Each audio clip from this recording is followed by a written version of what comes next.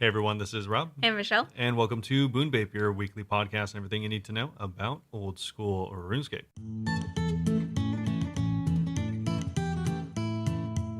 All right, so this week up on the docket, of course, as always, we're going to be starting off with any updates we might have for you, including potentially any videos Michelle might have. We're actually moving out. Which she does. Yay! So we'll be talking about that and maybe intrigue you to go check them out. And then we'll be going into what would have been a very interesting thing to go over this week. And we are still going to go over it, which is going to be the lack of Forestry open beta. Yep. And yeah, even though they are not having it anymore, we will talk about what it is because it does have a lot of information about what Forestry will be. Exactly. And then we'll be going into the actual update for this week, which is going to be the Pride event 2023. They did have one last year, and they, crazy enough, did it again. Oh my God, can't believe they've done this. Can't believe they've done this. So we'll be talking about the most colorful event around and what you can possibly get as rewards. A couple of pretty nice rewards. I like it. Yeah. And as always, that is available for all free-to-play players and stuff like that. But we'll be going into more details whenever we get to that. Mm-hmm. And then finally, as always, we have our Q&A, question and answer. If you have any questions for us, feel free to let us know on any of our social media platforms, but especially our Discord channel that is literally called Questions. And feel free. You know, our Discord was called Questions. I was like, no, it's Bunebape. No, but why is it like, no, it's Patrick? No, I'm not a crusty crab. It's Patrick. But yeah, speaking of Discord, we do have a Discord, so feel free to join it. Whether you play RuneScape or not, feel free to join it. It's like discord.gg/Bunebape. It is discord.gg/Bunebape. Hey. Wow, thank you. Yep. So yeah, feel free to join up, and we do play other games in there, so not just RuneScape, although this is a RuneScape podcast, so you probably play it. I feel like you've never even played RuneScape before. That is what legend says. Yeah. So yeah, feel free to join us there and ask us any questions through anywhere about really pretty much anything that is appropriate. Mm-hmm. So and we will answer it on here if you so choose. Yeah. So of course, as always though, before we get into any of that, Michelle, how's it going? It's going really well. So I'll start off by saying I put a new video out. Oh my God. And you know what's funny? It's not even the farming video I've been working on for literally like a month now. Wow. I finished the farming video. Robert made me a thumbnail today, but I'm going to put it off until next week because I am putting out a Pride guide today. Pride guide. It rhymes. It does rhyme. I put out the Pride video, and it's also just like me talking about what I thought of the event and stuff, showing the rewards, etc., etc. And I was going to put the farming out tomorrow, and then I was like, wait, I'm just going to do one video a week. Yeah. Which actually Robert said I should do that. Yeah. He's like, why? I'm like, this video's she wanted to put out the farming one. I'm like, this video's taking you like 100 years to make. Why'd you just put it out right after your other one? Yeah, might as well just wait another week. Build the hype a little bit. Yeah, maybe. You guys can't wait for this farming I mean, video. it's not like it's a timed guide. Farming's been out since, the beginning of time. It's not a farming guide, just so you know. No, really. It's not. It's not. It just heavily includes farming. Yes. Yeah. But so anyway, yeah, I'm super excited about the video. I've been really good about putting shorts out like every single night, except for it's funny because on TikTok I like scheduled it for Wednesday and Thursday, and I just put it like on all the different social media. And on TikTok I accidentally just published the Thursday immediately on Tuesday, so that's fun. TikTok, you're not getting anything new on Thursday now. Yeah, unfortunate. So if you only follow TikTok, I guess you'll just have to follow us on other places. Oh my God, imagine. Follow us on YouTube. Thanks. I guess if they were listening to the podcast, they'd know. Not always. They could be on Spotify. Fair. We have a YouTube. Follow it. Yeah, we do have YouTube, which is what we're mainly talking about right now. So yeah. So if you guys want to see my shorts, I post them on Twitter, Instagram, TikTok, and YouTube. So go and check them out. Any of those. But as for in-game stuff, I did a few things this week. I got 86 construction finally. Nice. Still not 90. Finally, almost 99. And then I got 90 smithing. So construction is literally the only thing keeping me from base 90s now. Yeah, and if you did construction for 1 hour, you would be at 90. Was it really that fast? It's like 700k an hour, so I know, but I don't know how much XP there is in between it. I mean, I think there's only like, 6 million XP until, like 6 million to halfway. Something like that, yeah. Yeah, so I mean, that's kind of a lot, 700K. I guess so, huh? I'm not kind that of, high level. Kind of a lot. True. So, yeah, you probably get to 90 with just 1 hour. But let's be honest, you probably would do like 15 minutes and then 15 minutes. Oh, yeah, no, I couldn't stand clicking that constantly for a whole hour. And then 8 months and then 15 minutes. Yeah, actually me. But yeah, so I leveled those up. The bingo event ended up finishing. We kind of were like going for it, kind of not on our team. We did not get second place. You guys got first. No, I don't even know what place we got, to be honest. I didn't look at the results. But it was fun. Because of that, I spent some time at Vedion, and I randomly got a skeleton champion scroll from Vedion. Yeah. Yeah, it's a 1 out of 5,000 drop. So that was kind of cool. Pretty rare. I saw someone on Reddit asking what other obscure monster, if they added it, would you think would be cool for the champion scroll? That was poorly worded, but what additional champion scroll would you want in the game? Oh, okay. See, I didn't even know what your question meant. So what is there? There's giant imps. I think it's funny that there's the Joger ones. Yeah. Maybe ogres then? Is ogre one as well? Oh, that's boring. Okay. I don't know. I can't think of maybe like a vampire one, like the Firewatch. Oh, Jesus. Okay. Wait, what would you choose? Why No, are mine it's just- so bad? I'm just judging your answer. That's all I'm doing. Well, because they're all so easy. You gotta have something that seem harder, right? I mean, okay, I guess so. You have to kill 5,000 of them, so. Oh, true. Okay, I didn't think of it like that. Maybe like birds, like a chicken. Bird. Okay. And a That's cow. a chicken or a cow. That's And pretty I want good. the cow's banner to be like cow print. Nice. What do you think? Yeah, I would do something OG like a unicorn. Oh, unicorn would be good. Yeah, I like but that. I think those are pretty hard to farm, so that'd probably be a really True. annoying one. Don't think of it from the farming aspect. Just think of it as like what would be cool. I mean, yeah, unicorns would be cool, obviously. Yeah, Yeah. I'd like that. It was funny. I went and did the fight, and they're like, "Yuki's range only." Got like my Bofa full crystal, all this stuff show up, and I was like, "Oh, it looks pretty cool. Let's fight." Hit it like 2 times and it died, and I was like, "Well, that was pretty anticlimactic." Yeah. That's what I was saying. Like maybe something harder. Wait. When you were killing what? The skeleton champion, Oh. not Vedion. Yeah, but what's it called? I don't know. I could totally be misremembering, but I thought you had to do like part of it with just your fist.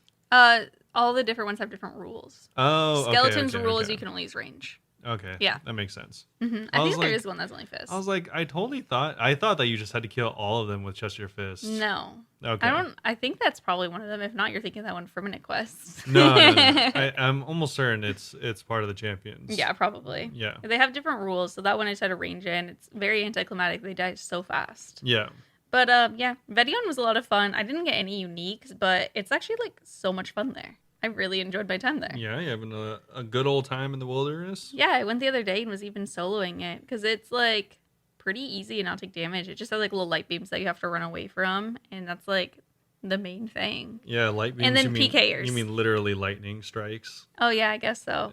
Well, I There's don't. just some light beams, I guess. At first, they're just circles like light beams, and that's when I know, oh, run. I don't Yeah. think of it as the preparation for lightning. Yeah. But yeah, I had a lot of fun on Vedion. Also, kind of bingo related, I was doing a lot of medium clues this week, and I finally pulled Ranger Boots. Yeah, that was your first one in like what 300 or something. 289 medium caskets opened. Yeah, Yeah, but it was cool. That was an easy 37 mil. And we easy. take that. That's like more money than I made the rest of the bingo, so I was very happy about it. Yeah, I also was doing raids this week per usual. I couldn't find people to raid with me the other day, and I sent my first ever completed expert solo. And it was so boring. nice. Man, I don't like raiding alone. Well, yeah, because it's less fun. It's Yeah. always more fun to do stuff with other people. I know everyone's like, yeah, but eventually you'll get a shadow in a solo. And I'm like, man, I don't even care that much. I mean, eventually, that's assuming you do that many solos. I know, and there's also a chance to be one of those people who go mega dry and just will never get one in a solo. I'd have a Well- better off getting splits. Yeah, not never, but Well, like, ridiculous amounts. I mean, also we can't all be villain who also has 9 shadows and like 600 KC, by the way. Your collection log for, I think we mentioned this pretty often, but your collection log for TOA sucks. It's really weird. Yeah, it's not good. I've gotten 4 rings. I mean, technically, I've gotten a lot of purples, but 4 of them have been rings. Yeah. And then I think I got chaps and top, and that's like it. I Yeah, haven't gotten a it's fang not or ward very- even. It's not very good. Yeah, it's a very weird one. But I have 3 pets. It's so strange. I wish I had villains who, yeah, like I said, has 9 shadows. That'd be sick. 9 shadows. That's not even 10. I mean, they're probably gonna get 10 soon, and I want to be in that raid. So I'm like always like, you want to come join? No, it's too easy. Yeah. But then we were also saying like some 400s last night and the day before, and Wraith got another purple. It was a ring. Huge gains. Nice. Refused to split it and said rings are free for all. This is known. And I'm like, literally, I never agreed to that, but okay. Yeah. Whatever. Well, I mean, Wraith has also never gotten a shadow, so they need what they no, can Wraith get. got a shot the other week, remember? Oh, really? Yeah. He got it in a duel with chemistry. No, I don't remember that. Yeah. So give me the ring. Like, split the ring with me. Yeah, you know? true. It's like seriously messed up. You deserve the ring. Yeah. Anyway, you're unmodded. Goodbye. Yeah. Give me my milk. Wraith should have actually just gave you like half of all their cash I agree. just because of purple spawn in your Mhm. presence. That's what I'm saying. Like, Yeah. that just makes sense. Well, what else? What else happened? Yeah, that was actually like it. That was the end. Wow, huge. We didn't see any more purples, man. We did a lot of raids too. It sucks. I'm going to be doing some more 400s tonight probably. And God, I really hope in the second half of this podcast, I could be like, we saw a split, an actual split. But, you know, if anything, probably another ring. Nice. Yeah, I'm haunted. But in other news, on Friday, I'm doing a little bit of an event. So I've done subathons before, and I'm going to try something new, which is a bit-a-thon. Bitathon. Bitathon, where instead of subs, it's going to be bit related because I have all those cute new bit badges. So Friday, starting at 3 p.m. Pacific Standard Time, up to 15 hours of stream. I don't even know what my minimum is going to be. Yeah. I don't know. The Maybe like minimum, 4 hours or gonna be something. 15. Oh my God, imagine. No. So come stop by and, you know, check out my little goals, contribute maybe, get your cute little bit badges. It'll be fun, hopefully. Yeah, so that'll be Hopefully. kind of cool. I think you have some pretty decent like incentives, so that's pretty cool. Yeah, all I know is for 100,000 or something ridiculous like that, or 10,000. I was like, I'll do a shadow rebuild. 100 million. It's literally $1,000. So I'm like, I don't think I'm gonna get this because I don't really want to do a shadow rebuild, but I know I should eventually. And I'm like, you guys are gonna have to pay me to make me do a shadow rebuild. Okay. I don't think we'll make it that far, but the other goals are very attainable. There's ones for like $10. You could just use all the money. No, I was gonna make a joke about buying gold. No, oh my God, don't get me in trouble. Yeah. But yeah, so that'll be kind of cool. Hopefully, I actually hope you get to that point where you have to do a shadow rebuild, just because I want to see you attempt to do it. I'm gonna be bad at it. I feel like my fear, because you do shadow rebuild and then you rebuild at TOA, you know? My fear is I do a shadow rebuild and then decide, I'm really over TOA. I don't want to stay here anymore. I like rebuilds, but also I hate it whenever someone's like, all right, cool. Because, I mean, a really popular one is Tebow, obviously. So, what boss is really good with a Tebow? Sarah Doman. And Ew, is that what people rebuild with? So, a lot of people will be like, all right, I'm just going to live at Sarah Doman for like 500 kills, get like 6 crossbows and sell them all. Oh and my then God, you're no. back up to like, half a bill or whatever. I'm just going to raid. If I did shadow raids, would be so much faster. Also, that was a joke. I know. I know that 6 crossbows isn't half a the bill. crossbows isn't half a bill. I know every single crossbow is half a bill. You Yeah. just sounded so ridiculous. I know. God, that's why everyone loves farming Zilliana. Yeah.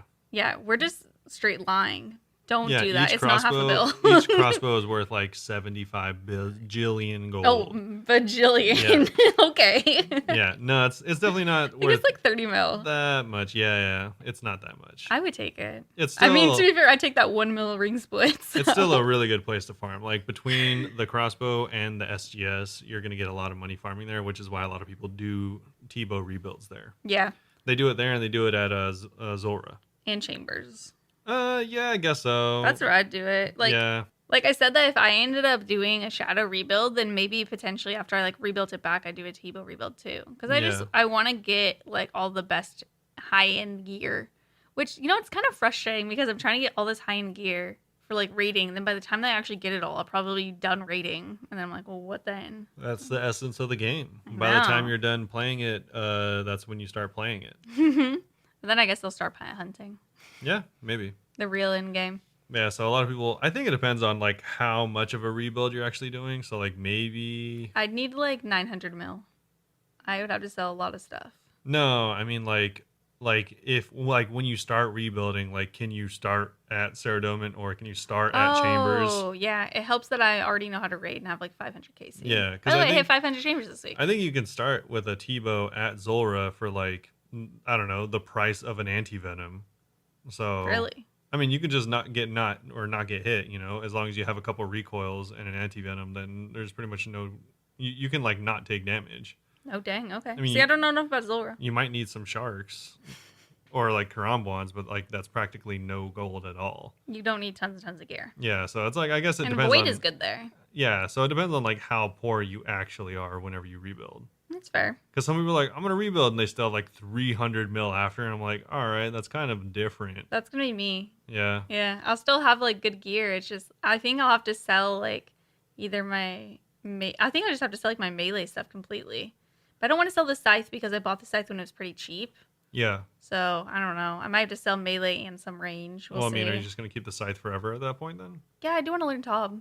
Okay. I really want to get all the raid pets. That's why I was doing some more chambers this week too. But it seems so much more rare. Yeah. Yeah. I mean, I've gotten 3 TOA pets and less KC than I've done chambers total with 0 pets. Yeah. Whatever.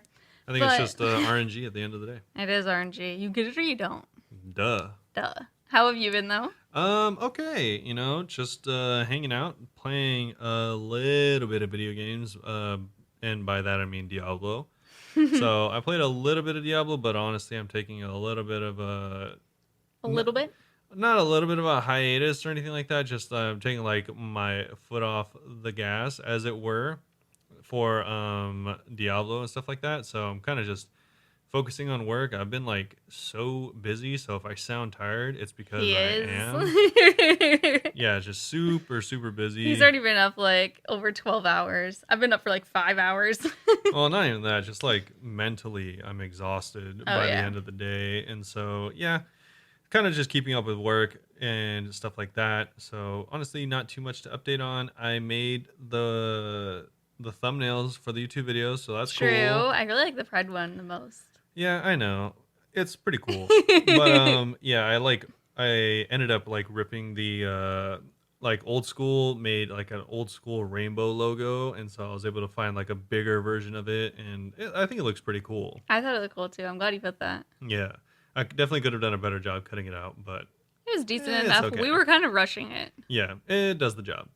But yeah, I really don't have too much else to update on. So yeah, that's it. Make sure to join our Discord.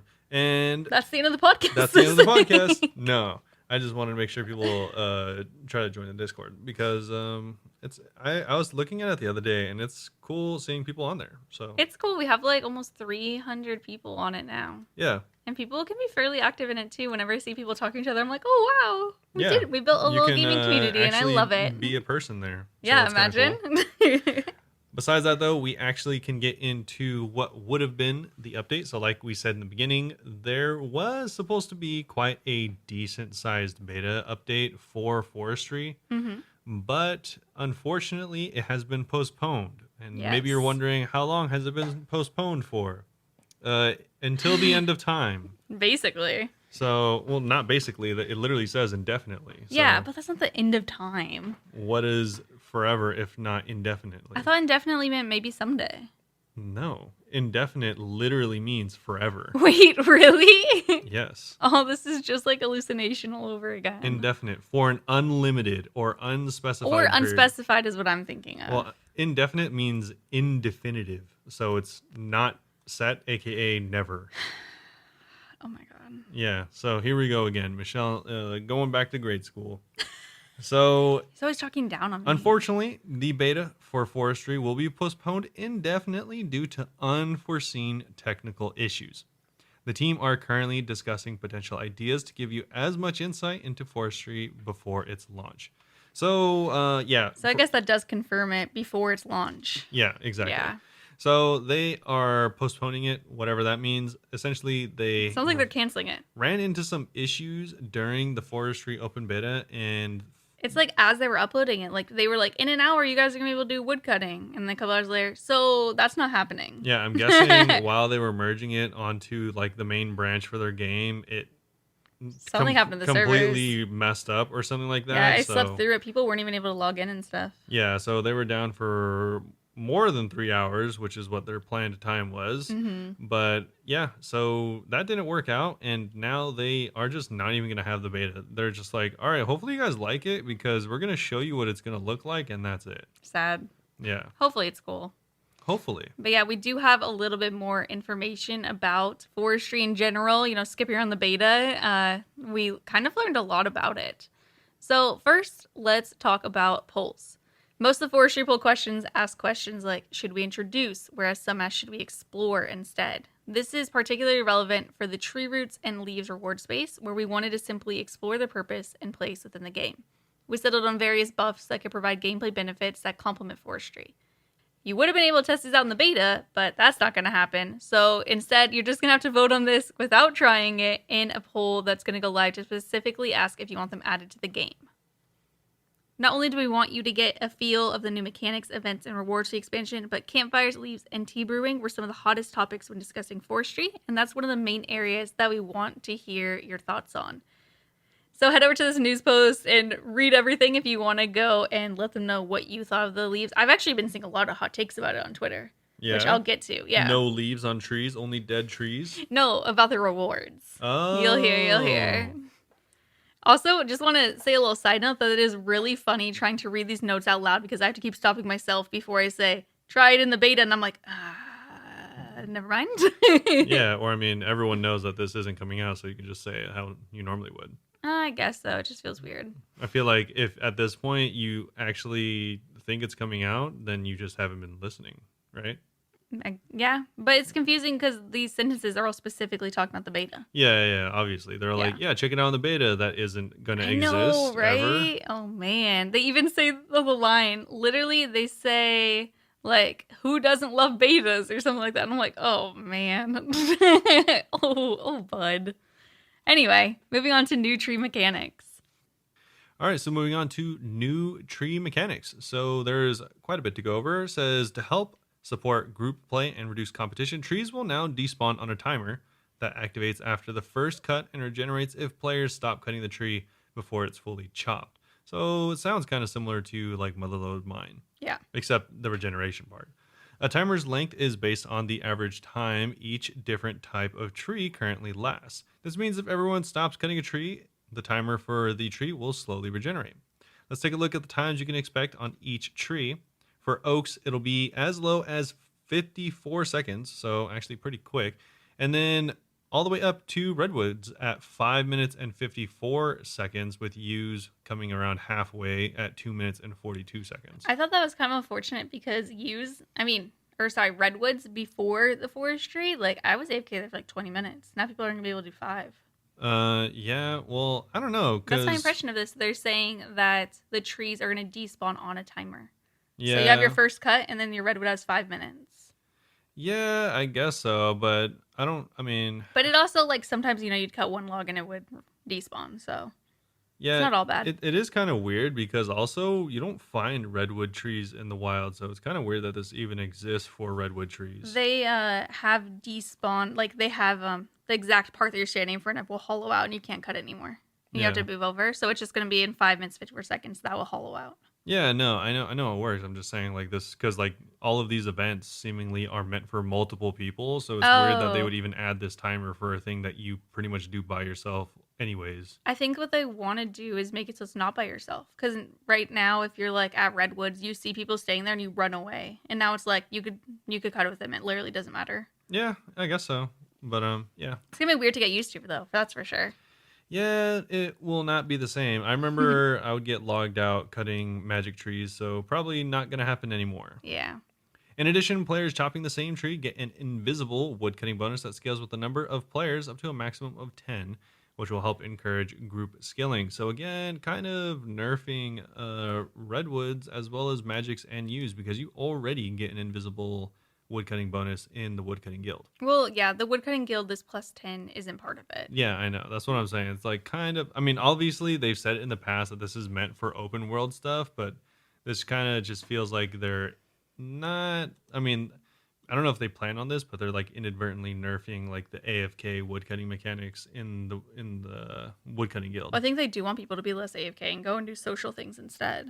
I guess so. I just feel like I don't know. It feels like it should be an option, not like they're making it like worse, but I they don't kind of know. are. I'm still excited about it in general. Yeah, no, I think the rest of it is cool. Just maybe this mechanic I'm not super excited about. Yeah. They say that these features are not accessible everywhere, as normal trees will still work the same as they do currently by falling after one successful cut. Also, you will not receive the invisible bonus when cutting normal trees while you're within the woodcutting guild or in underground areas such as caves. That's weird. Both of those changes will be accessible in free to play and members. It's So, cool. yeah, pretty neat. Next up is the Forestry Kit. Chop chop, your axe is far from the only trusty tool you'll need in your forestry journey. To really succeed, you'll need a forestry kit full of useful bits and bobs for any budding forester. This new wearable item lets you store a plethora of new tools and materials so you can interact with Gildner's Forest in whole new ways. However, any good workman knows that they must upgrade their tools. You can craft new additions for your forestry kit using existing materials combined with items from the Freaky Foresters store.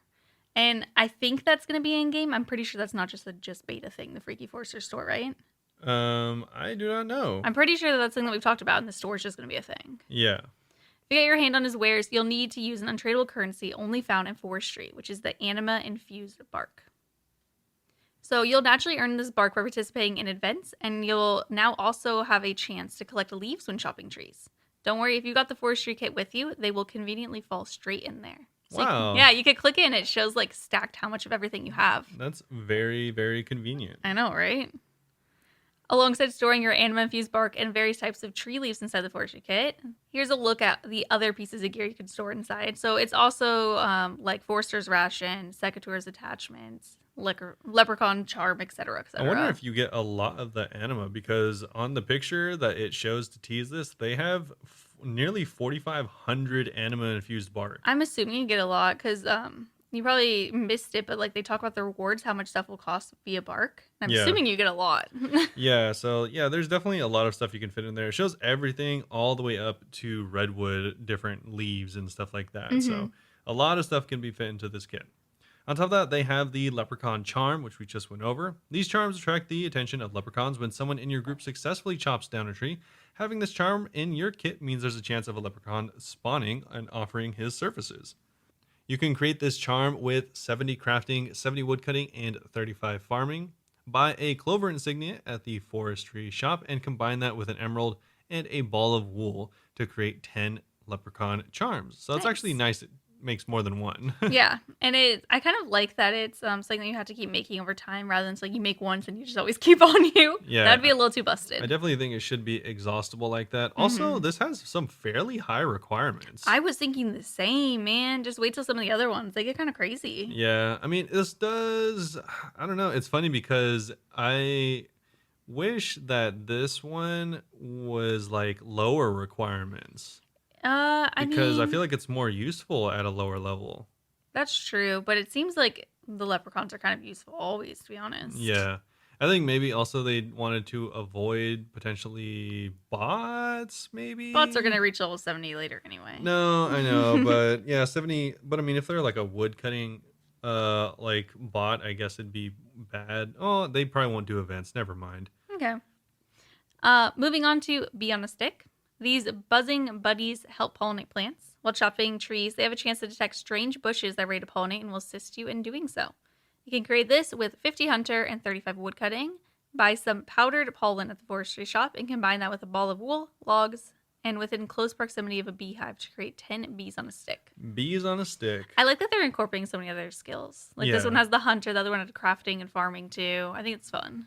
Yeah, and speaking of that, we also have nature's offerings. These offerings are used when cutting a tree to give you a 60 to 80% chance to receive an additional log. That is pretty significant. Very high percent chance. And these will be used whether you receive a log or not. So it's kind of okay. Yeah, it's kind of like a lot of other things where it's like, hopefully it happens, but if not, you still lose it. So still means you're going to have to buy a lot of these.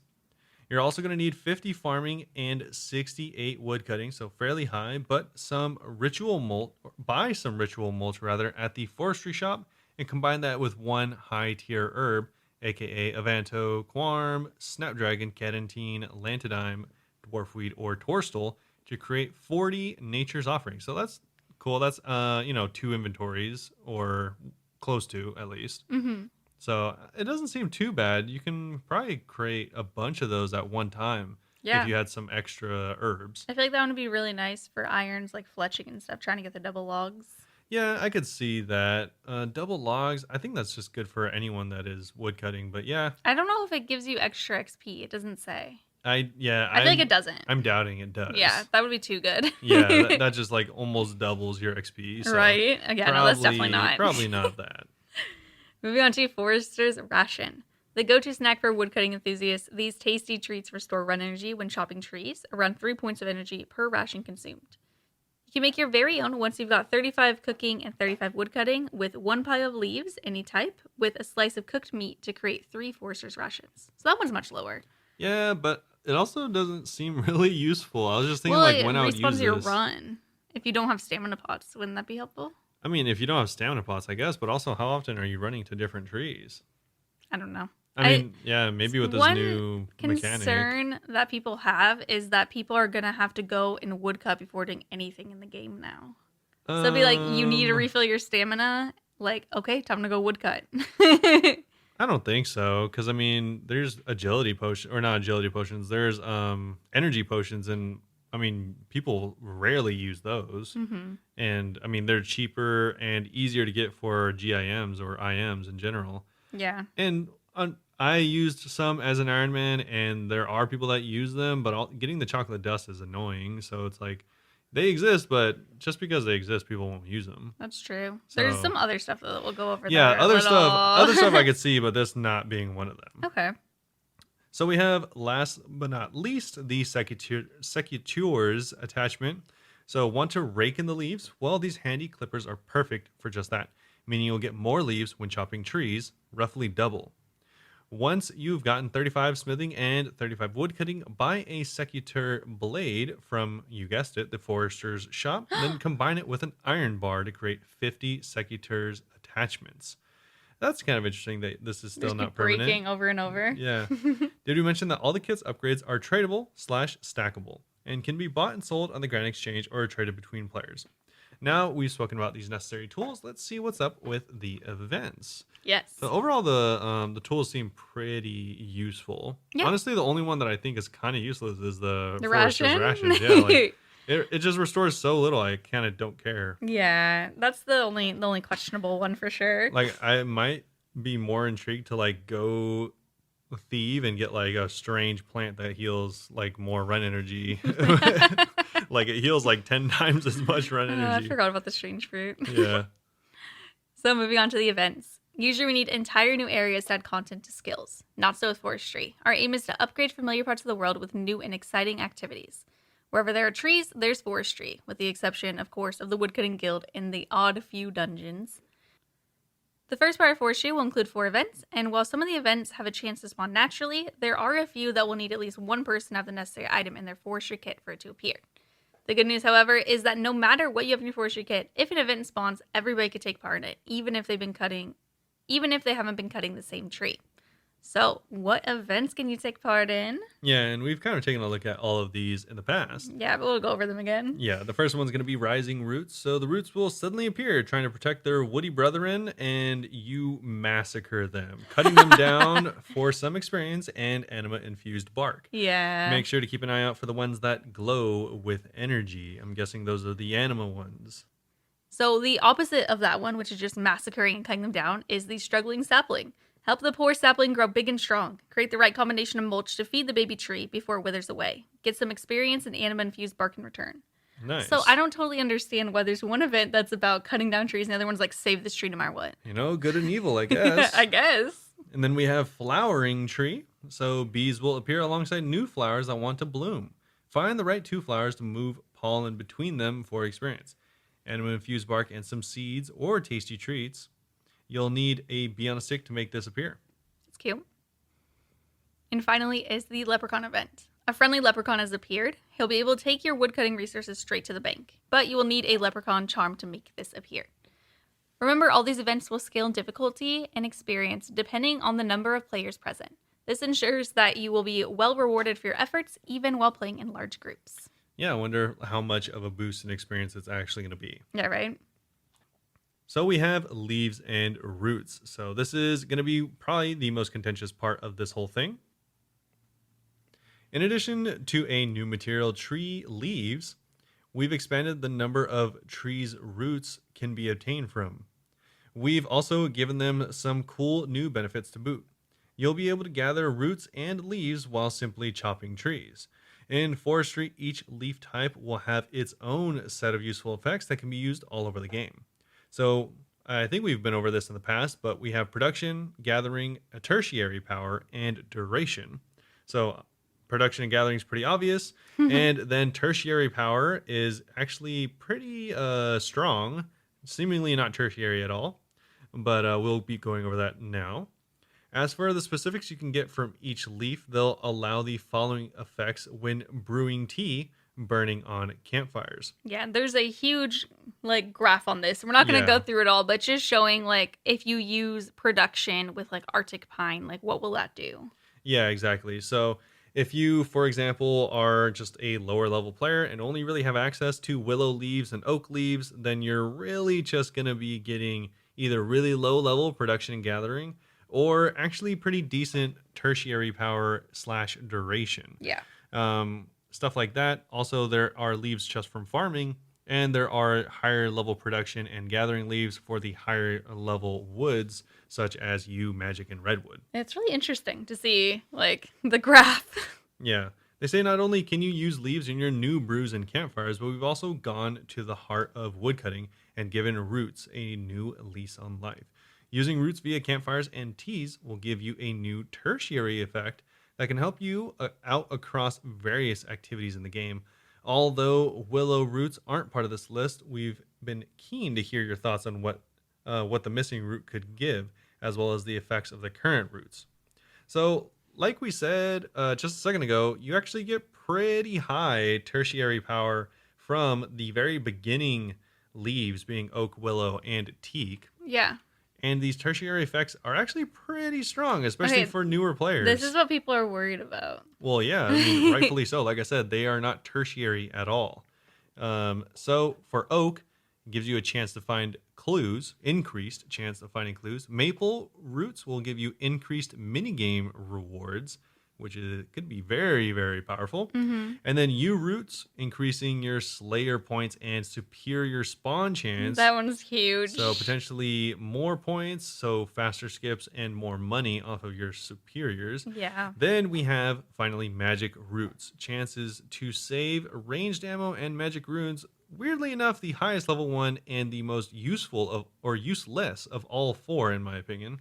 Yeah, the people are okay, kind of like what I was saying earlier, people are worried that woodcutting and forestry is gonna have to become like part of the everyday grind, is specifically the Slayer one. Yeah. Like Iron's wanting to go and get imbued heart. It's like, are they gonna have to go and grind a bunch of woodcutting now before they go and do that? No, I mean these are all tradable, right? They're tradable, but I think they're talking about iron specifically. Is what we Oh, were talking about. I mean, okay, that's kind of a What do you ridiculous think? argument. As an iron, you don't go and cut one tree. You're going to have hundreds and hundreds of these leaves. Probably people who have 99 woodcutting worried about it. I mean, yeah, I guess so, because then they have to go back and do the content that I'm guessing they don't want to do anymore. Yeah. But It's yeah, just people this are is like, worried about the game loop. That the game loop will be like, oh, I need to do Slayer, but first I need to go to woodcutting and make this tea. I guess so, Mhm. but I mean, also it's like you're not doing a million clues, every day or whatever.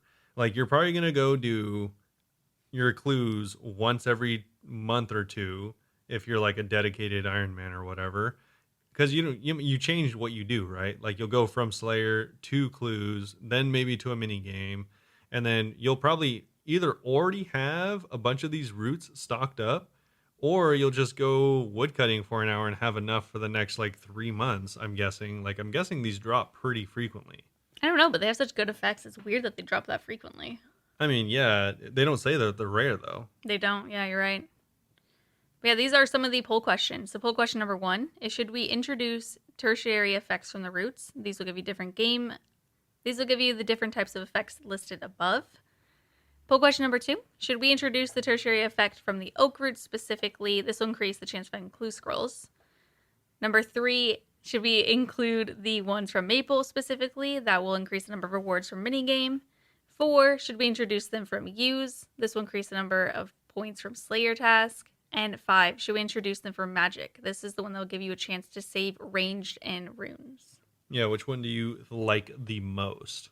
What I like the most is the minigame because that's the one that I probably would use the most. Yeah. Yeah.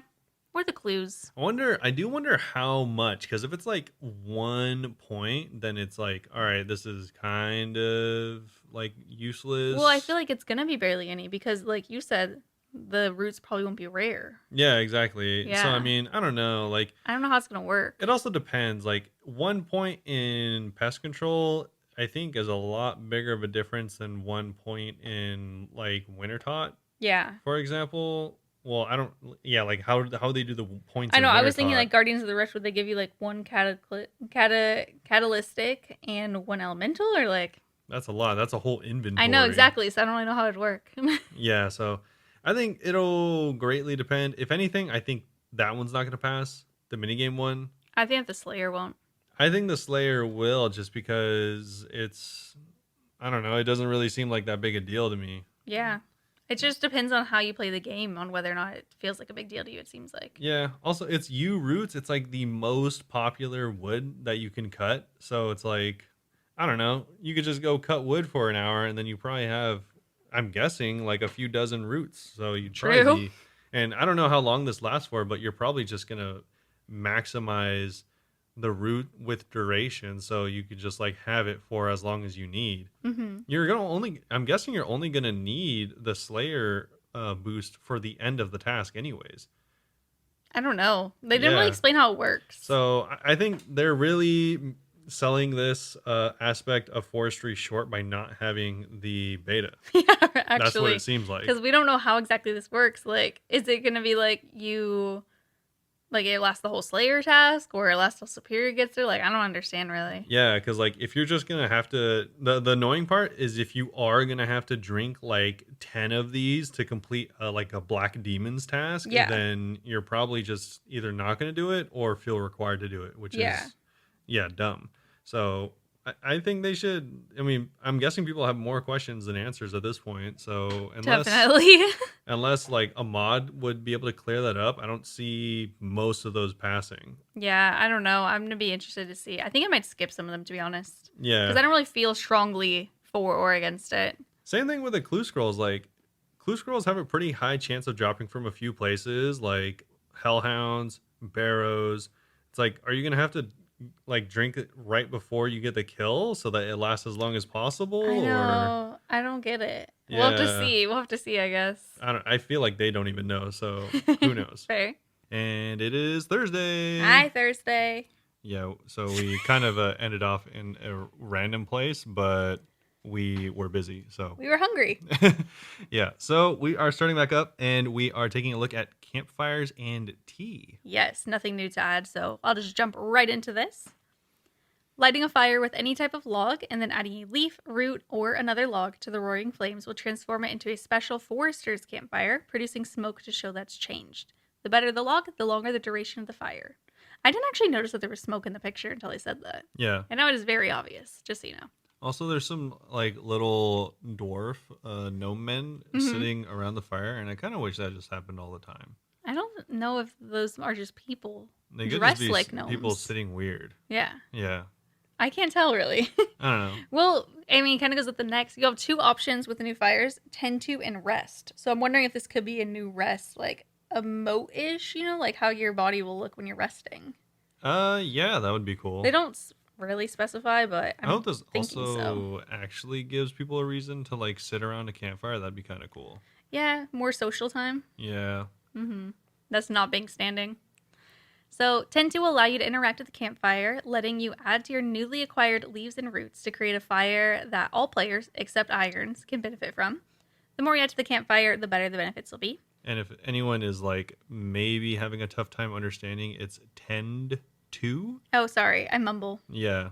Well, it's hard to say tend to without really enunciating it. It just sounds like you're saying 10 and 2. You're going to be tending the fire. Yes. There we go. In order to gain these benefits, the rest option will give you some much needed relaxation after all your hard chopping. Your player will sit down and pull out a nice cup of tea to drink next to the campfire, and after a little while, you'll receive the benefits of the campfire, meaning you can get straight back to the tree chopping action. Did we mention, as an added bonus to the campfires, you can also add your logs to them. This will provide a less fire making experience than you would when creating a line of 27 fires, but with the bonus of added convenience. So it could be like a little bit more of an AFK fire making while hanging out with people. Yeah, that'd be cool. I actually like the idea of that because like running back and forth for the campfire logs, like lighting them continuously is kind of annoying. Yeah, but at the cost of XP, of course. Yeah. So poll question number 6, should we introduce Forester's campfires? Lighting a fire and adding tree leaves will give a temporary bonus to all players who rest near the campfire, dependent on the leaf type. I think that should be 2 questions. If it's, what do you think should be the separate question? I don't know, like adding the Forester's campfire, like where you can like light multiple logs and stuff like that. Mm-hmm. I feel like that's a different question because like lighting the fire and adding tree leaves to it, giving a temporary bonus feels like a different thing. Yeah, it's kind of 2 things combined in one. Yeah, well, I can see that. That's what it feels like. I mean, they don't even say what the leaves do. Well, I thought they did. I mean, Above, like the Slayer bonus and all that. Well, that was the roots, huh? Yeah, those were roots. I don't know. There's just so much going on with it. Like, I was kind of getting confused with the roots, the leaves, and the tea. Yeah. Oh, never mind. They actually say what the leaves do. We're liars. If you were listening to this, then like 5 minutes ago we were talking about it. But Yeah. in our defense, it's been 24 hours for us. At least.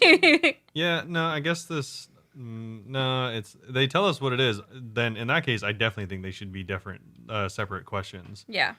Yeah, because like I feel like the whole like leaves thing is its own thing. I don't know why you need to combine it with the functionality of the.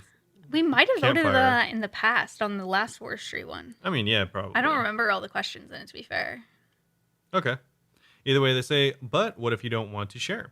If you're a more refined scaper, you might want to create your own brew with similar effects from the campfire. These new teas can be created by adding some leaves or roots to a tea cup of water, as long as you're standing next to a campfire. Oh my god, we're dumb. What? Because this question is giving me, should we introduce tea brewing? Oh. Why didn't they say this first? Okay, I haven't read this in over 24 hours. I'm just like the silliest Billy. That's still no. Okay, we are still correct. We're because still it says, perfect. in the last question, it says lighting a fire and adding tree leaves to it, so you can burn the leaves for a different bonus. It's not the tea making. Yes. Okay, I was feeling really silly, and I would just like to say in our defense, of anything else we messed up in this episode, we're recording this on the second day. I don't remember everything. No, because it says right there in the question, lighting a fire and adding tree leaves will give a temporary bonus to all players I was near thinking it. of the tea, I guess. Yeah, no, that's not the same. And either way, so last one still should have been 2 questions. Okay. So moving on. So this one you can add tea or tree leaves to some tea or a cup of water, and then you can make some tea with it. It says an interface similar to the campfire will appear, and you'll be able to create a scrumptious brew that's made by you for you. So that's kind of their way of saying that it's not tradable. Yeah, sounds like it. Or at least if it is probably not. But I mean, if it is, they really make it seem like it's not. We've also added the option, much like vial smashing, to smash the cups once you're finished with them. I think that's actually very handy. As long as you've completed Alfred Grimhand's bar crawl mini quest and enabled automatic vial smashing, of course. It'll also apply to teacups. And don't worry about acquiring teacups, as stealing and drinking copious amounts of brew won't be necessary. You'll be able to make 4 teacups with a simple piece of soft clay, much like other pieces of pottery. Remember? Incorporating some crafting there. Yeah, that's kind of cool. Yeah. It is kind of annoying because you do have to go to, like Barbarian Village, or wherever. True. I'm a filthy maiden, so I would know about that. Yeah, that sucks. I mean, I think you actually have to do that for a quest, so you probably do know about it. But, I've done it before, but not in a long time. I think it was a quest. Yeah, it definitely was a quest. Remember, you can only have one set of effects active at any one time. So if you choose to drink a cup of tea with a different tertiary effect, you'll be warned beforehand. So that's nice. Cool. And question 7 is, should tea brewing be in the game? Which, cool. Yeah. Yeah, sounds good. I think I honestly might skip some of the tea brewing questions. Yeah, maybe. Because I don't know. I don't know how I feel about it. I think I feel mostly positive about it, but then I see other people concerned, and I'm like, should I be concerned? I don't know. Yeah, I don't know. It does seem. I was thinking it is a lot like World of Warcraft. Oh, How you sit down and you like drink or sit down and rest. And while they have a similar thing, it's just called the Fed buff. Like that's literally what it's called. It looks like a hmm. piece of cheese. And but like anytime you eat food, it'll give you like bonuses. So Okay. usually you'll eat food before you start doing anything like semi seriously. So I can see this being a thing that you do pretty much all the time. Yeah. That's what people are concerned about, though. Yeah. Whether that's good or bad. It depends, I think, on how accessible it's going to be, honestly. Supposedly, it'll be everywhere. Yeah, if it is like really easy to get your hands on a bunch of this stuff, then fine. But also, it's kind of a weird thing where it's like a prerequisite to doing anything. You have to like make Yeah, sure kind of you like what we were saying. drink your tea before you go on a quest or do anything. Or even on task. Yeah. Yeah, I don't really know how that one's gonna go, but we'll see. Moving on to Forestry Shop. The Freaky Forester shop has all kinds of goods that will help you on your forestry journey. So once you have some currency and resources, you can upgrade your experience more. Also, now looking at these pictures, because I didn't really look at the pictures yesterday, to be fair, the forestry outfit, that's what that little gnome looking outfit is. Oh, So our okay. characters are just going to low-key be dressed like little gnomes. That's cool. All right, so this one, there's a little bit of backlash I've seen to this. So currently, you'll need noted logs in order to purchase some of the items inside the shop. We know this might be a bit trickier for those ultimate irons out there, so we'd like to ask if the Freaky Forester should be able to note logs to make this process a bit smoother. Okay. So for ultimate players only, should we allow the Freaky Forester to note logs? Some people really don't like that.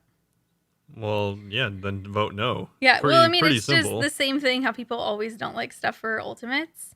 Oh, I took a picture, but I think I accidentally deleted it because I was talking to someone ultimate on my stream. Oh, no, I do have it.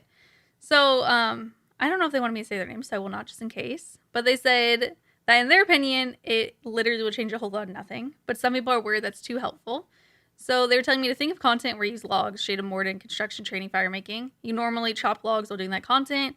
All it will let you do is chop first, process second. So it's just kind of like prepping your logs for later. Whereas usually you have to go and like do the logs over and over again every single time. You know what I mean? Not really. What do you Okay. mean? So what they mean, like, because iron, ultimates, you obviously can't use your bank. Yeah. So usually if you want to go to Shades of Morn, you have to go and woodcut an entire inventory. But in this situation, you would just have a noted pile of tons and tons of logs that you carry with you everywhere, or whatever you do as an ultimate, that you can just unnote at any time when you need them. How would you unnote them though? I mean, I'm assuming that the Freaky Forester will unnote them too. I mean, that's I think that's an assumption. No, I think that is the assumption. That's what people are thinking. Okay. Yeah. I mean, yeah. If the Freaky Forester can note and unnote things, but that's weird because like the Leprechaun can note, but he can't unnote things. He can't? No. I wonder.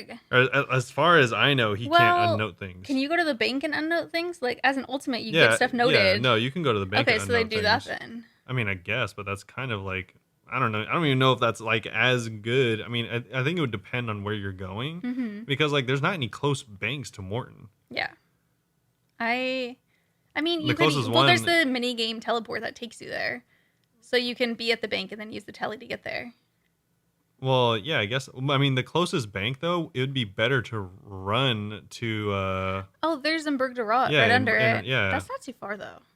I mean, I guess so. I don't know. I think it's kind of like what they said that it's probably won't change much. Yeah, But I saw it. I don't feel like it's that big a deal. I weirdly saw a few tweets though talking about how they're making it too easy for ultimates. From ultimates saying this. Oh, okay. But I think it will pass, to be honest. I was like, well, I mean, it'll only be for ultimates, so we'll see if Yeah. they actually care. We'll see how or that if it's turns just, out. some people being really loud. Yeah. But anyway, so alongside the event item pieces in the forestry kits, from the shop you can purchase a roster of other lovely goodies, and you can explore the shop with the handy filters and item descriptions. And some of the things you can actually buy from the Freaky Forester shop with your easy to get or otherwise noted logs is going to be the log basket. So this handy little basket works much like the fish barrel. When open, you can store 28 logs of various types, and you'll get an easy fill and check option to make sure your inventory is sorted at all times. You can grab this upgrade for 5,000 anima infused bark, 25 willow, and 25 magic logs. Both noted. Of course, all of these woods that we're going to mention are noted. Yes. Next up is the log brace. Don't want to take up additional space in your inventory with the log basket? We'll grab the log brace and combine them with the forestry kit and log basket to make a wearable version with the benefits of both items. It's actually pretty handy. Yeah, really handy. So brace yourself to spend 3,000 anima-infused bark, 10 maple logs, and 10 yew logs. In order to make this all-in-one kit, you'll need 75 smithing, 75 wood cutting, along with 45 nails, 2 ropes, and 3 admin type bars. That's kind of a lot. I know, right? That's like really high. That's like higher requirements than like most quests in the game. I mean, it's just like an extra quality of life thing, so I guess I could kind of get it. I mean, I guess, but the fish barrel has the fish cape that you can make, and I don't think that has any requirements. I wouldn't know I don't have the fish cape. Yeah, well, no, most people don't. Wait, no, I meant I don't have the fish barrel. Okay, I was like, yeah, most people don't have the fish cape because I'm pretty sure you get it from Mulk Island. So Really? Yeah, that's why most people don't have it. Yeah, I don't even know what that is. I was just thinking of the barrel and how you got it in under 100 KC, and I still don't have it. Yeah, that's pretty easy. I And I'm got over all 200. I got all the rares except for the mega rares. Yeah. God, that was so lucky. Yeah, it's pretty good. We made a video on that way back when, I think. Go check it out. Back in the day.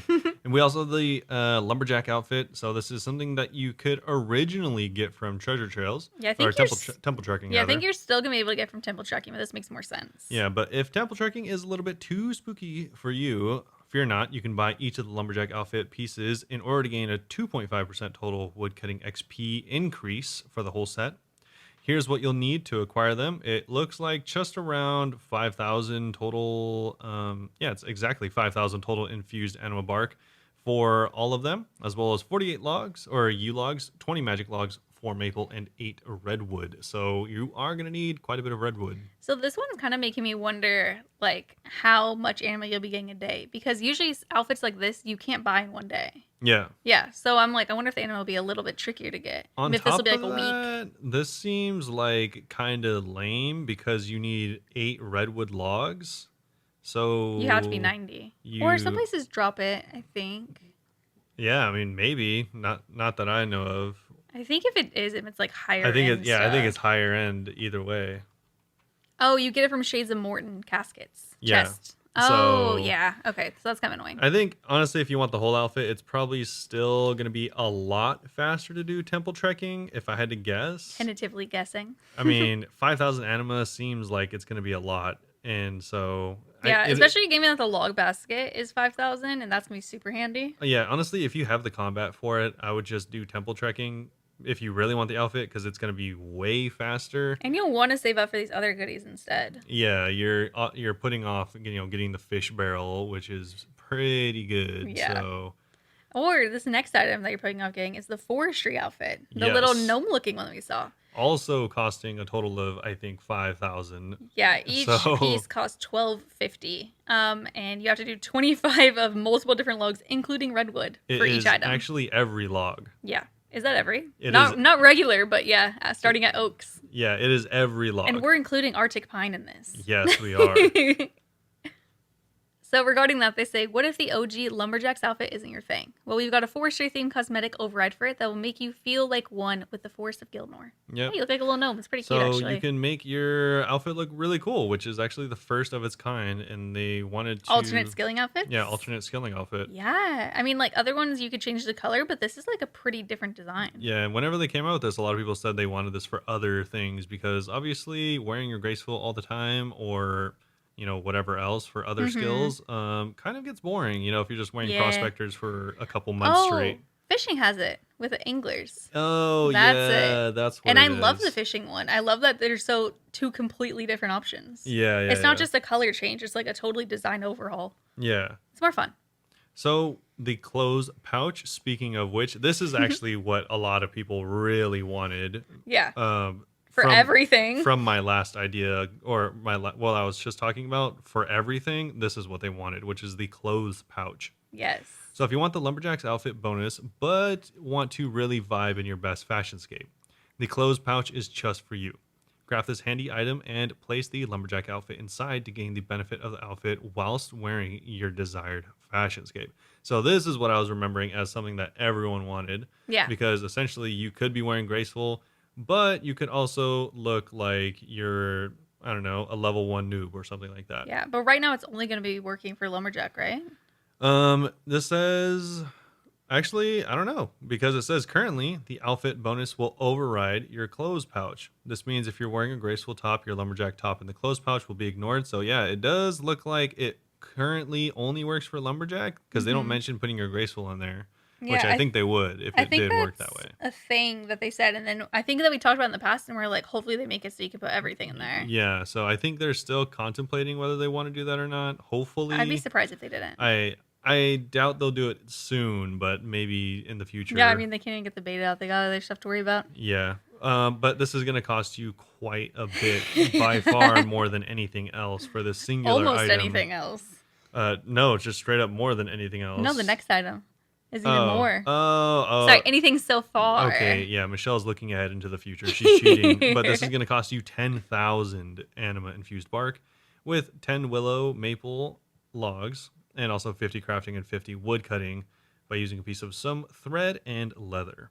Surprised it's such low crafting though. Yeah, it's nice. Yeah. So the final item, the most expensive item, is the funky shaped log. That's what I call you. Okay. The beaver pet is finally getting some love. Feeding this tasty treat to the pet will unlock the beaver's ability to change color depending on the type of log you feed it. This is a one-time unlock, and you'll be able to change the color of the beaver at any point, which is nice. It's kind of like the TOA pet. I'm imagining you could just right-click and change. Yep.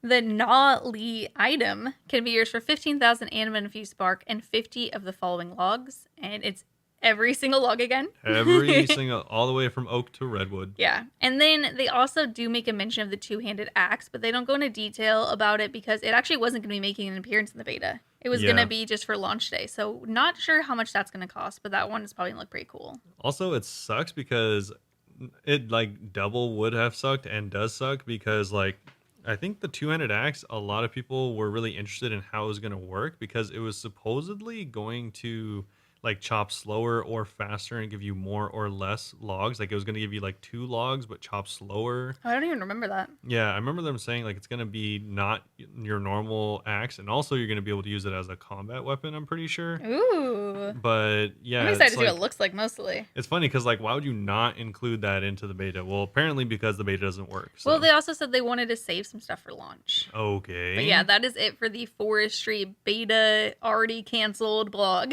Yes, unfortunately. But that is some stuff that you could be expecting when it launches. Never see the light of day. The launch will, okay? The launch hopefully will. Yes. Probably on time if you cross your fingers and your toes.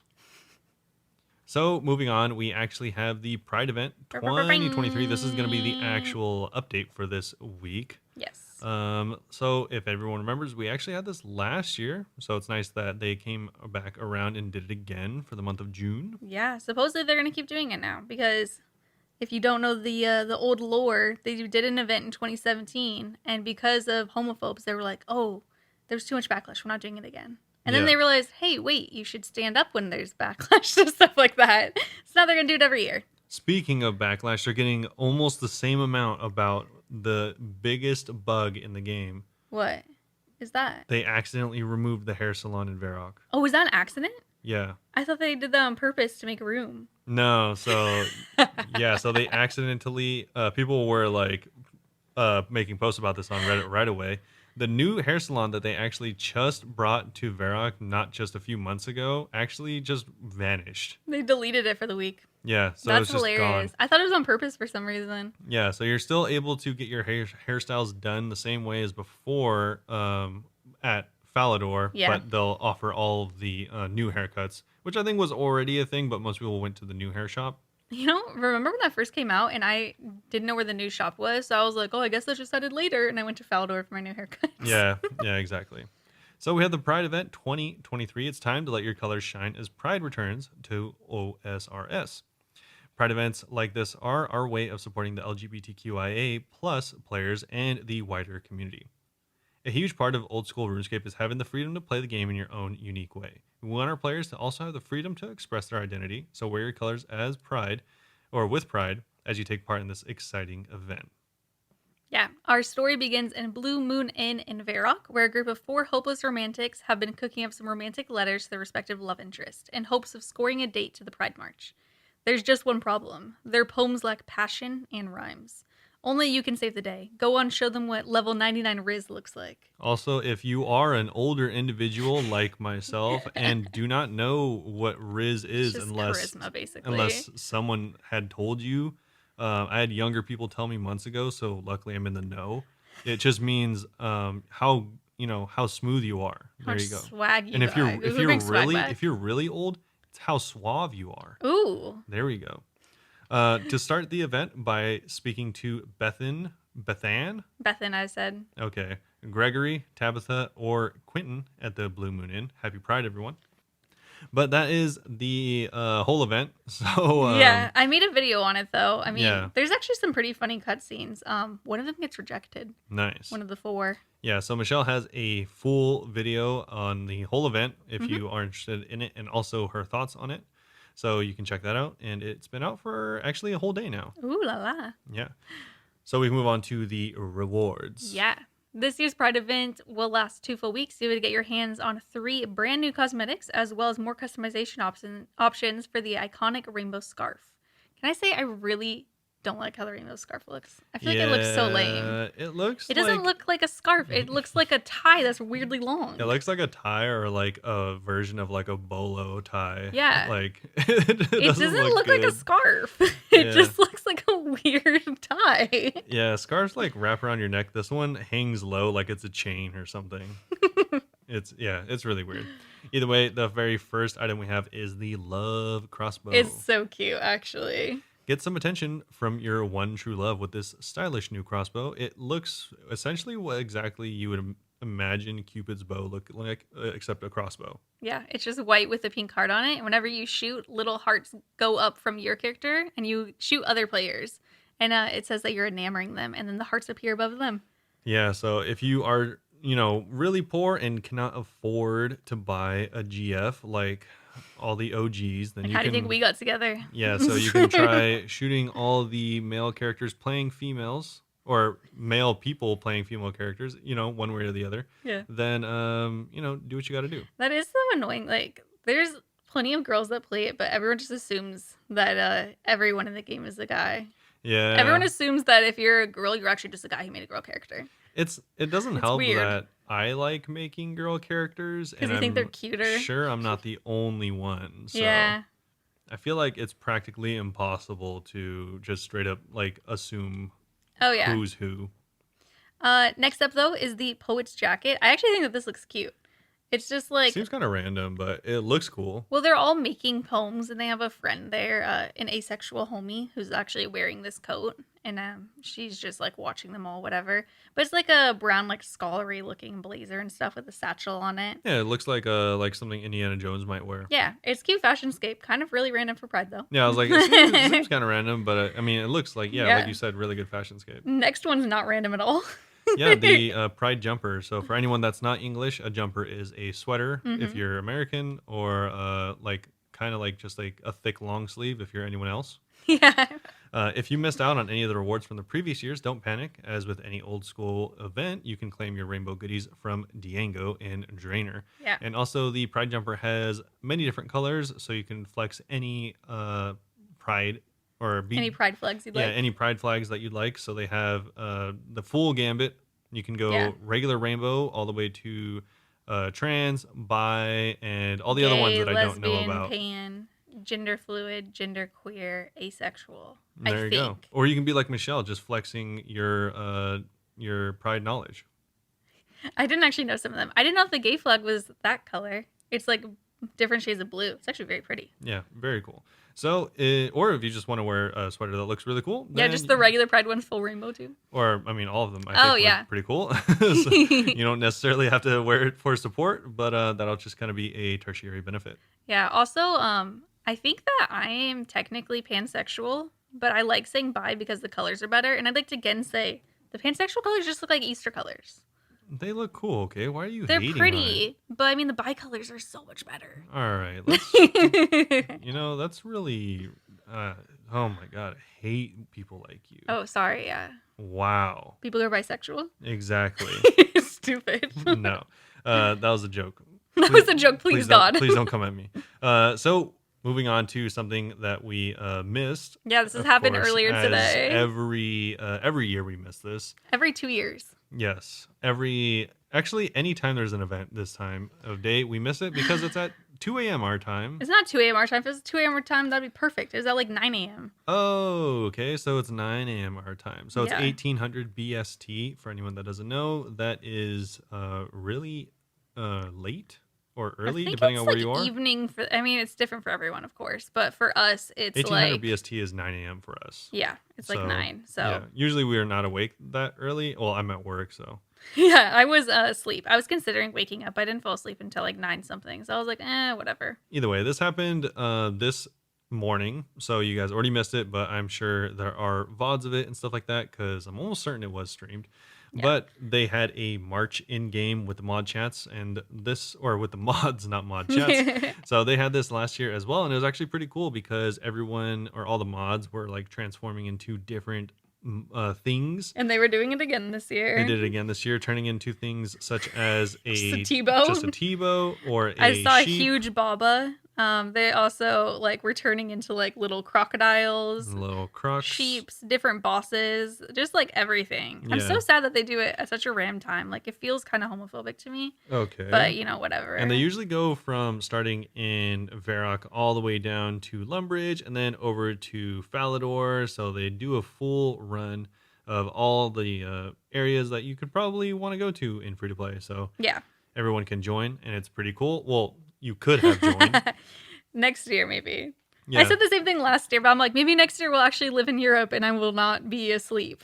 Mark your calendars because it'll probably be happening and starting at the same time next year. Dude, I know. I actually thought that they had it later because I forgot what time that was for them or for Yeah. us. And I was like, oh, finally, I could do it. I think it'd be cool to walk around and like have General Garage Door and Zora walking near you. Right? Doesn't that sound so fun? Yeah. Yeah.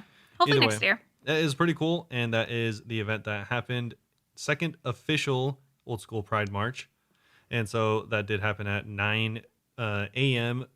Pacific Standard Time. So again, if you do want to set your timers for next year potentially, then that's something that you can actually do. Be prepared. Hopefully we'll be morning people by then. And the march was set off by the Gilbert's Flower Patch near the bridge of Varrock, and it did rock all the way, like I said, down through Varrock to Lumbridge, Draenor, and finishing in Falador. So it was Party pretty cool. room. Also, there was a really cool thing where you could type.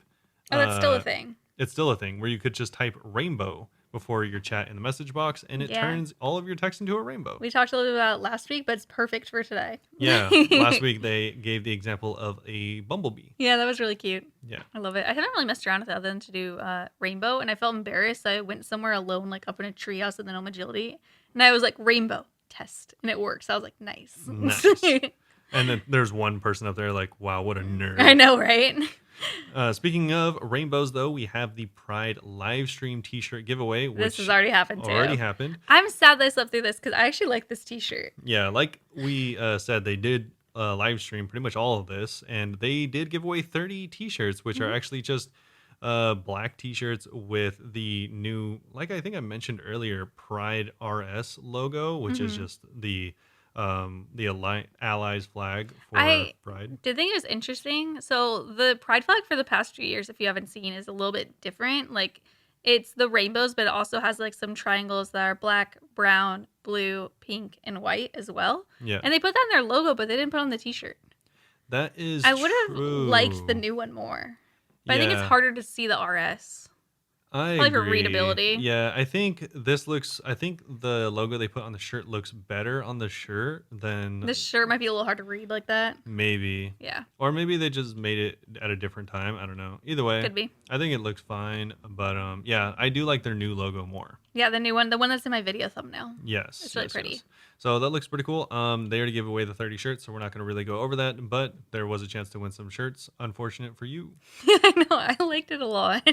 But they actually had some regular updates, not Yes. event related. And this Yeah. is mostly about Bounty Hunter. So we've made the following changes to Bounty Hunter this week. Players will now be able to teleport to target while inside the crater if they have not been in combat within the last 12 seconds.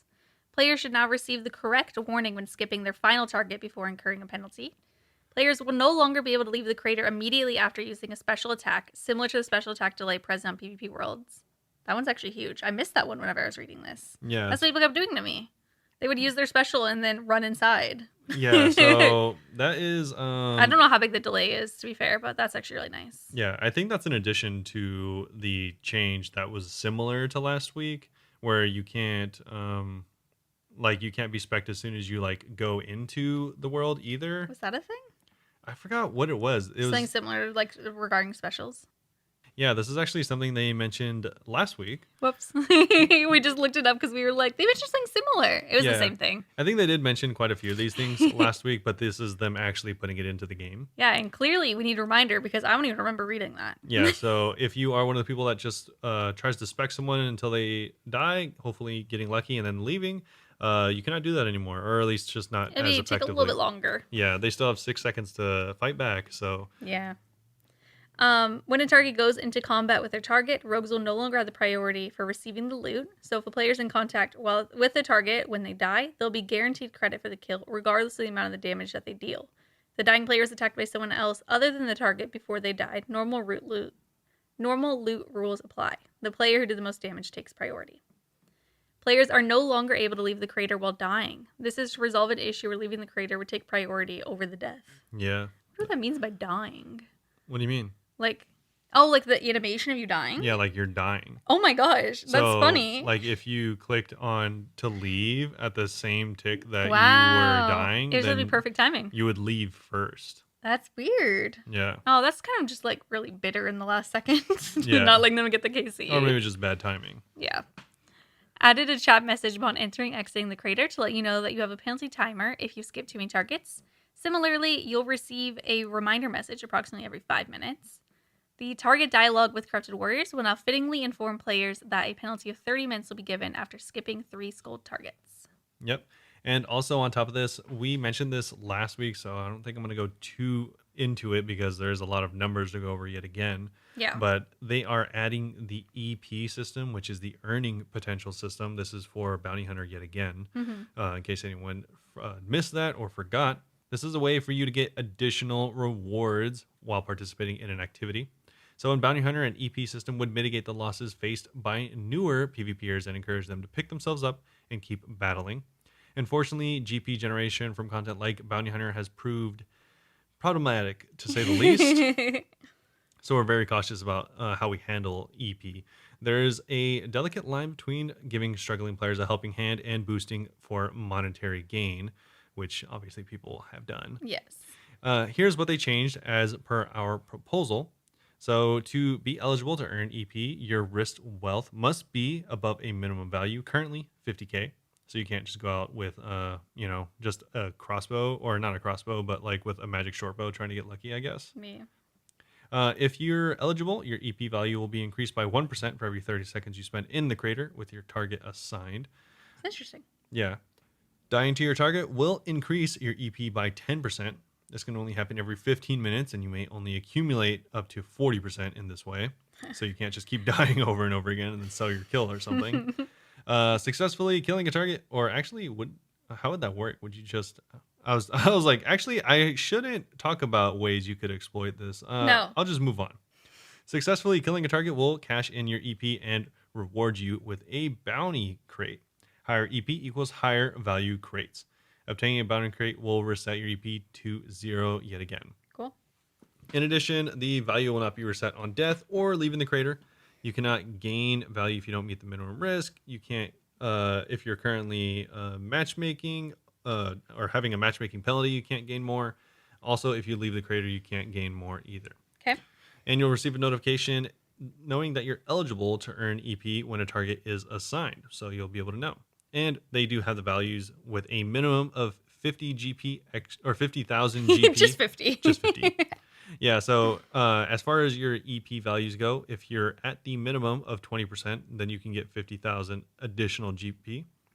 All the way up to 500,000 additional GP if you are at 100%, which means that you have either not... Well, it means you haven't killed someone in a long time, and you're probably dying a lot. I thought you could get EP when you are killing. Yeah, you are. You kill them and get AP. Obtaining a bounty crate will reset your EP value to 0. Well, I think you don't get your crate. You like kind of Oh, pile it up. You offset it. Yeah, you can like claim it any time. You can wait till 100, but there's a chance that like you'll lose some maybe. I think that's what that means. I don't know. They don't say anything about losing some, but that'd be interesting. I think this is just a way for you to get extra. I don't think there's a way to lose. EP. Okay, could be, yeah. Yeah, I think you are right though, where you can cash it out early if you want to. Yeah, because I mean, they say that if you die, you gain an extra 10%, but that only goes up to max 40. So the other 60% you have to gain yourself by killing people. Well, you don't have to. It says surviving in the crater. Surviving. You get 1% every 30 seconds. Yeah, but I mean that's gonna add up. That's like 100. No, wait, I was gonna say 120 minutes. That's like 120 hours. I don't want to do math right now. Yeah. So either way, make sure to stay alive, kill enemies, and also die. I guess. And you should get some extra GP for your struggles. Yes. That again, though, says bounty crates contain a handful of blighted supplies as well as some cold hard cash. Again, the higher your EP value, the higher the reward will be. Yeah, kind of like what you already went over. Yeah, so let us know if this is actually of value and actually a thing that is useful. Cause, yeah, I haven't gone back. Yeah, maybe you should. I will eventually because I want those ornament kits, but... Yeah, they also made some additional changes after some feedback since we spoke about it last week. Yeah, so I was thinking that this sounded familiar, and they actually changed a little bit how they talked about last week. Yeah, so it says players need at least 20 EP value to earn a bounty crate. Target kills while your EP is below 20 will not reset your EP value. There are now 9 tiers of crates in total. Previously, tier 2 is the new tier 1, and tier 3 is the new tier 2, etc., etc. So they just eliminated the lowest value crate, which was essentially 0. And also they made it so the EP value increases by 1% every 30 seconds. Previously it was 2. So 2%. Yeah, 2%. So you can't just run around trying to stay alive as long as possible. Some other small changes. The False Island bank chest tent is now a safe area, and the Soul Wars worlds are back. I don't know why they don't just make all bank chest areas safe areas and like stop people from getting lured so easily. I just think it's weird too that this is something that they're still updating week by week. Yeah, and I'm like, has this been an issue for literally years? Go into the code, look up all the banks, Spaghetti make them code, man. all safe. Like I think it just must not be that easy. I mean, I feel like they can be like, hey, Bob, the mod no one knows, go back in there. Go through the wiki, look through all the chests, and make them all safe. Like, yeah, you'd think. It cannot be that hard. Like that is one thing that I'm sure it cannot be is that hard. Yeah. But anyway, there's another Crack the Clue this year. Yeah. This year. Yeah, this year. This week. Because it's been going on for years and years and years. Wooks said about this cryptic clue, they will know which step it's related to. Sure. I don't know. He's putting too much faith in us. Sure. I'm an idiot, Wooks. Please. Please. I actually watched Wooks' video of him killing all 6 Jads with no prayer the other day, and I was like... How did he do it? He just did it by tick eating.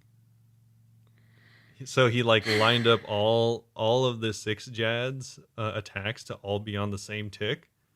And then he just tick ate the entire fight. I'm upset. I don't even want to watch that. That sounds awful. Yeah. So, yeah.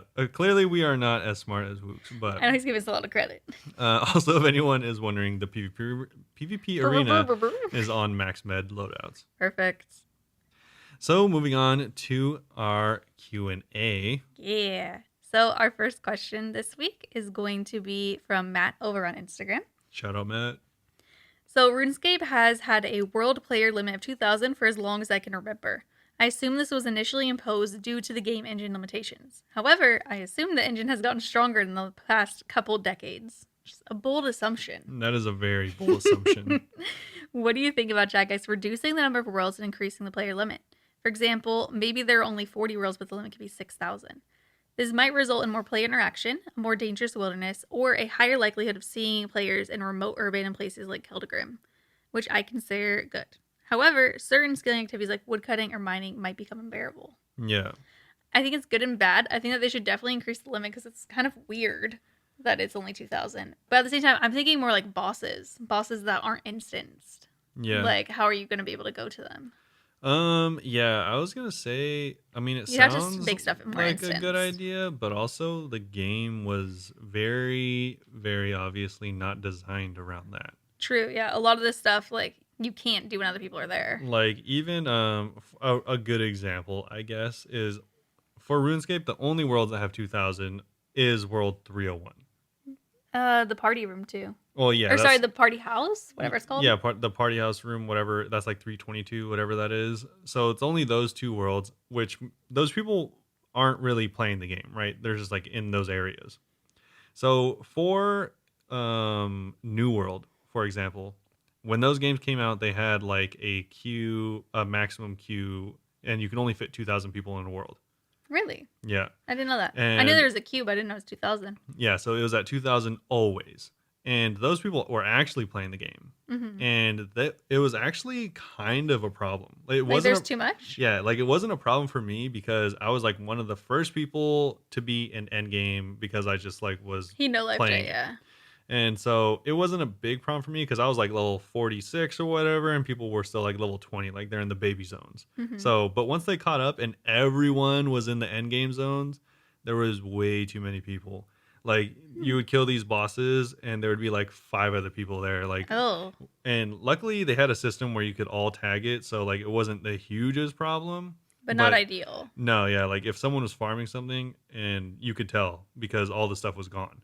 And Oh. so, yeah, I don't think it would be the best, mostly Yeah. because it's not designed to be more than that. I liked the idea at first because I like the idea of just seeing more people run around, but I think that a lot of stuff would have to be made instanced. And I Yeah. don't know if that'd be a good or a bad thing, really. And on top of that, the servers, you can feel them dying when it gets over like 1,800 players. You could feel them dying. Yeah, like as soon as it gets to, I feel like 1,600 plus, definitely 1,800, I'm like, all right, there is input lag because of how many people are in the server. Yeah, no, So you're they would not have wrong. to get bigger servers for sure. Have to do something. Yeah, so I think it's a cool idea. I think that's a different game though. Yeah, no, that's totally fair. Not like I would dislike it, or it's a game I would dislike or anything like that, but it's just a game designed for that. Yeah. Our next question is going to be from Hariger over on Discord. So it's kind of dumb that players only have to drink water in the desert. I mean, sure, I live in Austria and don't require as much water as someone living in Egypt, but I still have to drink. Should Jagex introduce a hydration system which slightly reduces performance over time, run speed, combat skill accuracy, and max hits, etc., as you become dehydrated? You'd essentially lose one slot in your inventory for a drink. This could be water, gnome energy drinks, which I kind of like. Just I'm imagining like the gnome child wearing sunglasses on a can. Yeah. Yeah, that's great to imagine. Karamja, coconut water, or milk, for example. Depending on the climate, the hydration will reduce faster or slower. Also, wearing heavy armor will dehydrate faster. Can anticipate massive hate for this update because it's completely unnecessary and only adds something bad to the game with zero positives except making the game more realistic. Yeah. First of all, I love that you acknowledge that. You're like, yeah, there's no reason. I just want to ruin your life. Yeah. I'm not, I wouldn't want it, but it kind of is the same energy or the same vibes as run energy, actually. Yeah. Run energy is the same thing for no reason. It's just like your armor's like, yeah, by the way, you can't run anymore. Yeah, pretty much. I agree. No, this would suck. But that being said, this did give me an idea that it'd be really cool if, because one, I think that they are really, really, as far as, dev teams go, sleeping on how popular their seasonal updates are. Mm-hmm. So, Seasonal survival. yeah, so That like could be cool. if you just had like a seasonal 3 month long server where it's like you impose these extremely harsh things, and like maybe even just everyone that makes an account is hardcore or something like that. Hardcore and survival. Yeah, Like and having it's to like eat and drink. yeah, like you have to eat and drink like your character, like Minecraft where like your character gets hungry, and if you don't eat then you start starving. Really? Yeah. I didn't know that. Yeah, so it's I was like thinking of Subnautica again and wanting to play Subnautica naturally. yeah, like survival games like that Yeah, as well. survival games are like the most fun, Yeah, they're pretty fun. So I think if you but not had forever. So it'd be great for temporary. yes, exactly. That's my thinking too. So if you had this for like 3 or 4 months, where like you had this like super hardcore survival theme, maybe you can add even like how far you get is like maybe you can get like points, just like league points, and then like buy like survival, like cosmetic things, factionscape stuff like that. So I think that'd be actually pretty cool if they added something like that. Yeah, a survival season would actually be a lot of fun, I think. Yeah. Honestly, yeah, they just could do stuff like that. And that would also bring more players to the game. People love seasonal stuff. Yeah, exactly. That's what I'm saying. Like they could just do We kind more of talked stuff about that like last that week. every once a year at least. Yeah, they could do 3 a year, Jagex, 3 different events. Leagues, Jagex. Yeah, I know. Everyone liked leagues. We were addicted to leagues when it first came out. I mean, We were playing it a lot. it's so weird because they're like, oh, cool. We had just like the most amount of players playing when Leagues or when Dead Man was out, and then we're just not gonna do it for I know. ever. People like the temporary. Not everyone wants to commit like how I do with like the huge long grind. Yeah, not which I everyone's like, get. all right, cool. Let me start this new account and just play for 30 years. 2,000, 3,000, 8,000 hours. Exactly. Like, yeah, just More wanna play temporary. like on this random hard mode Yeah. for no reason. Not and in then, normal game though. and then die while getting heat stroke at garage door. I kind of love it. We have one last question, a real life question from Harigar. So, what is your favorite food that has a hole or more than one hole? Mine would have to be the Brezel, a specialty of the German speaking countries. I looked it up and it kind of just seems like a pretzel, but German. I mean, think. pretzels, I feel like are German. I know, but like, I don't know why it's the difference why it's called a Brezel. It just looked like Sure, pretzels. yeah. I also love onion rings, but not the aftertaste or bad breath it causes. Yeah. I love onion rings. I don't mind the aftertaste, but the bad breath is probably an issue for Robert. Not so much for me. Yeah, Michelle doesn't I just mind. constantly have bad breath from She eating garlic does. everything. Yeah, she always has bad I breath. put too much garlic in everything. It's great. Yeah. But what is your favorite holy food? Holier than thou. Donuts are up there. Obviously, that's a go-to. Yeah. And then like bagels are really good too. Oh, bagels are really with good. cream cheese on it. Okay, that's... Regular without cream cheese, not as much actually. We're just going to say the item. Okay, well then the item is donut. Okay. I'm gonna choose donut. That's pretty good. There's so many holy things, though. Oh, I mean, I can't really think of any. I feel like you're missing out on a lot of holy things. Okay, give me some examples. Well, there's plenty of cookies with holes in them. I never have cookies with holes in them. I I never have like jam cookies. So you're talking about the Keebler Elf cookie? That's the chocolate with the chocolate drizzle on it that has the hole in the middle? Compared to a donut? Those are pretty good. Not like a donut good. Also, they said multiple holes. There's lacy True. cookies. No, it's not as good as donuts. You're not Okay. selling me. I know. I'm just telling you whole things. There's Whole also things. monkey bread. Monkey bread has holes in it? Monkey bread is a giant hole. You I make was it. thinking like bundt cakes. Yeah, you make it in a bundt cake pan. We're just thinking of stuff that are desserts, really, and pastries. I mean, yeah. I mean, there's also like tons of other things with holes in them. I don't know. What's your favorite? Donut.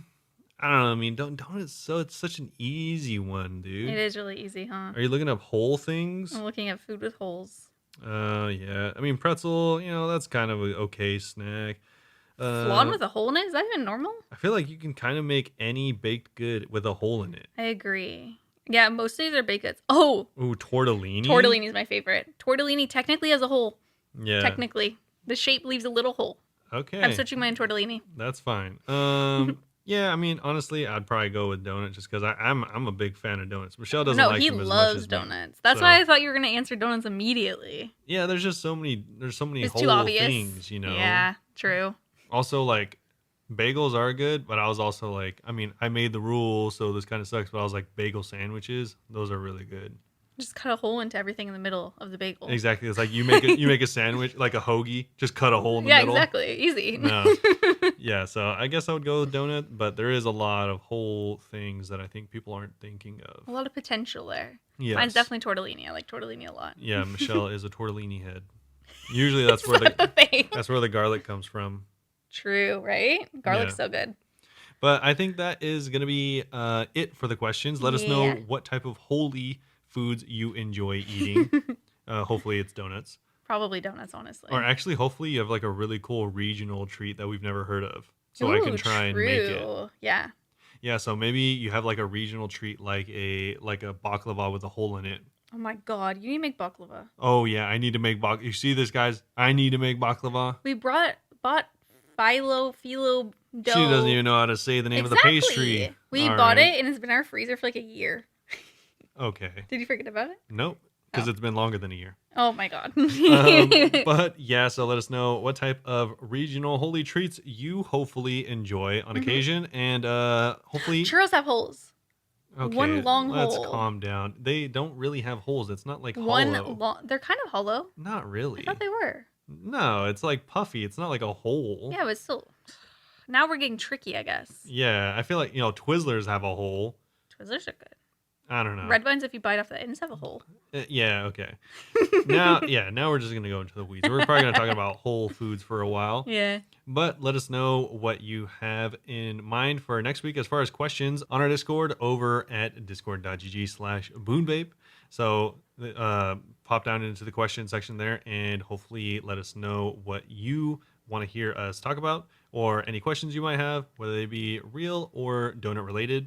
And also feel free to ask us on any of our other social medias and follow us if you want to see more videos and stuff like that. Yeah. So our TikTok and Twitter are both the Bunebapeosrs. Our Instagram, YouTube, and Twitch are all Bunebape. So I stream 5 days a week at twitch.tv/Bunebape and come hang out. Come hang out on Friday, June 9th, 3 p.m. Pacific Standard Time, especially while I do a little event thing that hopefully goes okay. Yeah, one We'll day see. from now. I always get worried whenever there's events. I'll be like, what if I just go for like an hour and no one does anything? And then I'm like, well, do I keep going? Well, yeah, I think that's why you have a minimum. I didn't set a minimum. I don't know what Okay. it will be. I'm deciding tomorrow. All right. As soon as someone asks me, I'll be like, We'll eh. find out tomorrow. So Yeah. hopefully you guys come around. But either way, thanks again for listening. Hopefully you you. all enjoyed it, especially if you made it this far. And we'll see you all Very soon. Bye-bye. Bye-bye.